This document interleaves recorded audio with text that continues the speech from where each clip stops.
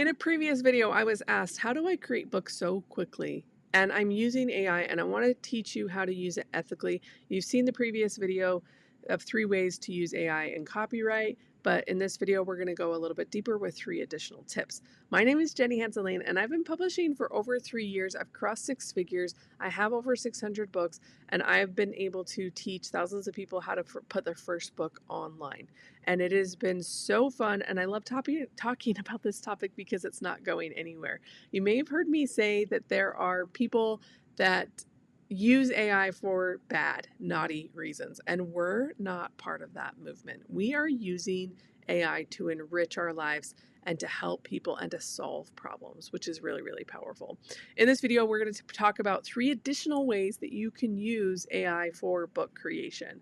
One of my favorites when I got started and AI was kind of coming out in 2022, 2023, it became a little bit more like widespread, even though it's been used for about 30 years, was voice-to-text diction with AI cleanup, okay? If you've been wanting to write your story, you've got something on your heart, you've got something that you want to share with people, you can literally go to, and Google has had this for a while, but no one knew that it was AI. In a Google Doc, you can go to voice diction and you can actually use a microphone and tell your story and it will do the diction, okay? This is a great way also to get children's books ideas out of your mind and onto paper, okay? So that is super, super powerful. The neat thing about this is that when you use voice to text dictation, you own the copyright because you are the human element that's actually speaking the thing. So I believe that's a good foundation when you're moving forward to protect your books and your content online. Number 2 is using AI for clarity and grammar checks. It is always a good idea if you have a paid software for AI to take your final PDF manuscript and just upload it to ChatGPT, upload it to the, Grok or Claude, and say, what is missing from this? Or can you let me know if there's any spelling errors? Now, I recently had a student that wrote a book. She repurposed a lot of content. She hired an editor. She paid them $2,000 and they still gave the book back with mistakes that my student found. So AI is just the computer side of like an extra pair of eyes to make sure you've got that clarity, okay? Now, I've enjoyed using AI for brainstorming because it always gives me more ideas of how to position or angle my book. If there's anything that I want you to remember about marketing is that there's not just one way to sell a book. There are multiple ways, and when you're able to talk about them in your book description and cover them, your chances of having a better click-through rate and even conversion with ads go up, okay?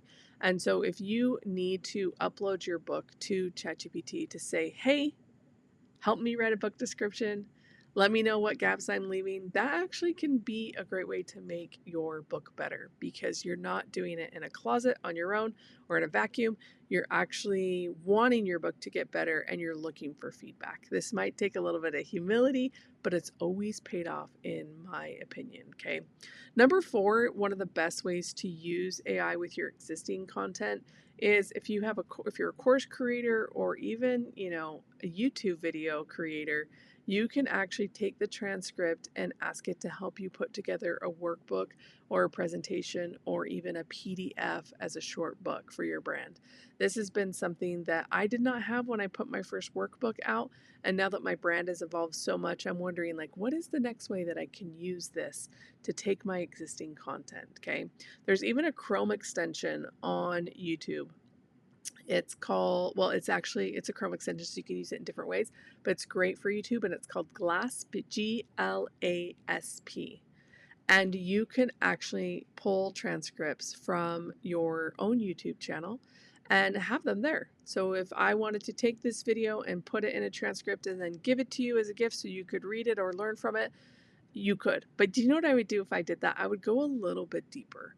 I would actually ask the computer, what was I missing in this transcript? What else could I have talked about to make it better? And you bet your bottom dollar that the computer unemotionally will tell you what you could have done to make it better. And you guys are actually really good at that too. You always give me ideas what I need to do for my next video, okay? But I very well could repurpose my videos into books. And I think that is a really underutilized thing. I recently saw a YouTuber that did a video on YouTubers that have books and how much they stunk.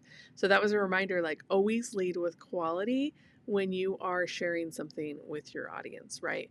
And you guys know I'm the type of girl, I'm putting in the reps. So some of my reps are, not as good as other ones when we're doing a YouTube video, but I'm here to serve you and help you save time so you can get ahead.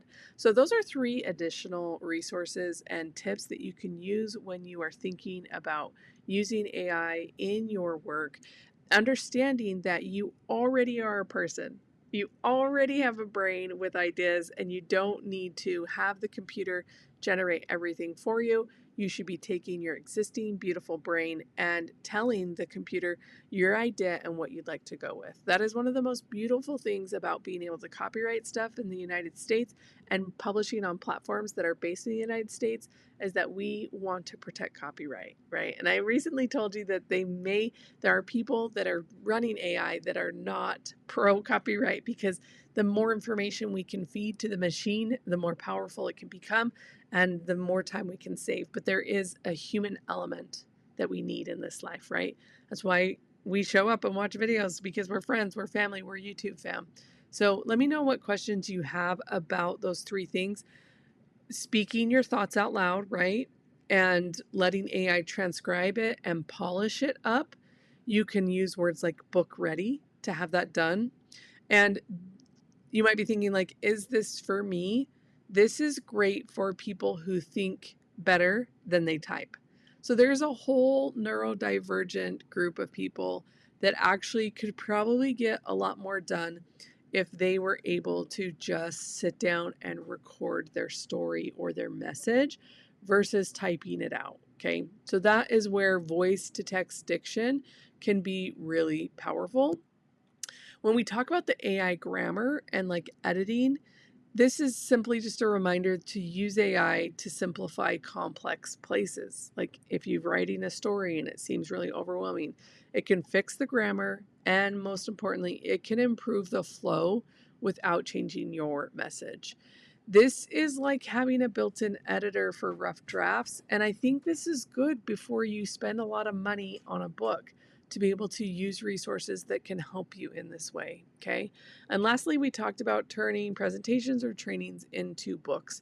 You can upload webinar scripts, workshops, trainings. You can ask AI, help me to restructure this so it is book friendly. This is great for coaches, course creators, even speakers.